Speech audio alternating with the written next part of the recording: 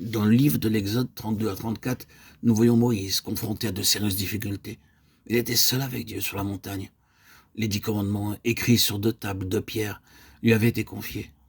Et cependant, des troubles avaient surgi dans la plaine. Le peuple avait fait un veau d'or et l'avait adoré. Cela provoqua la colère de Dieu. Et il lui dit, « Va, descends, car ton peuple que tu as fait sortir du pays d'Égypte s'est corrompu. Ils sont promptement écartés de la voie que je leur avais prescrite. Ils ont fait un veau en fonte et se sont prosternés devant lui. Ils lui ont offert des sacrifices. Et ils ont dit, Israël, voici ton Dieu qui t'a fait sortir du pays d'Égypte. » L'Éternel dit à Moïse, « Je vois que ce peuple est un peuple au cou raide.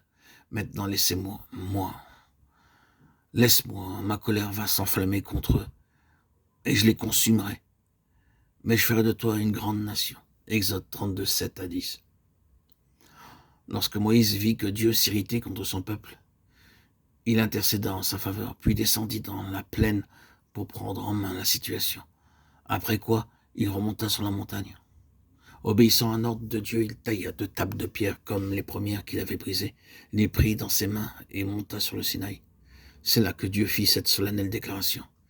Et l'Éternel passa devant lui et s'écria, « L'Éternel, l'Éternel, Dieu miséricordieux et compatissant, lent à la colère, riche en bonté et en fidélité, qui conserve son amour jusqu'à 1000 générations, qui pardonne l'iniquité, la rébellion et le péché. » Exode 34, 6.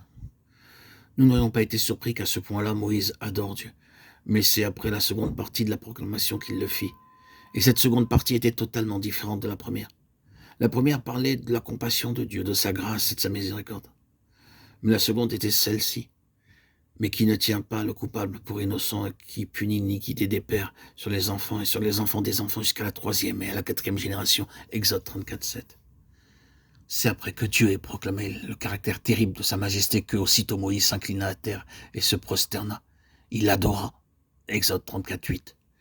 Mettez-vous bien dans l'esprit que ce n'est pas seulement la grâce qui produit l'adoration. Si nous sommes destinés à être des adorateurs de Dieu, nous devons connaître sa sainteté. J'aime les versets 8 et 9 du chapitre 34 du livre de l'Exode. Dans le second verset, Moïse prie, mais dans le précédent, il adore. Premièrement, il reconnaît que les voies de Dieu sont justes. Ensuite, il implore sa grâce. Il ne le fait pas sur la base des compassions de Dieu, de sa grâce, de sa miséricorde, ni de sa disposition à pardonner.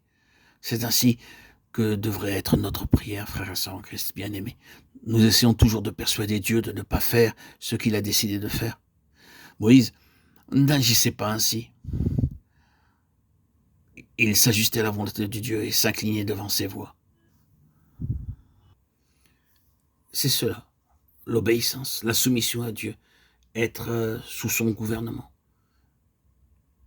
Une fois que nous avons saisi, frères et sœurs en Christ, cette pensée, cette sagesse, une fois qu'elle a été acquise au plus profond de nous-mêmes, alors nous pouvons, du profond de nos cœurs, de nos entrailles, adorer Dieu, dans un sentiment naturel, fort et puissant, de gratitude et de reconnaissance, et d'amour pour son très saint nom.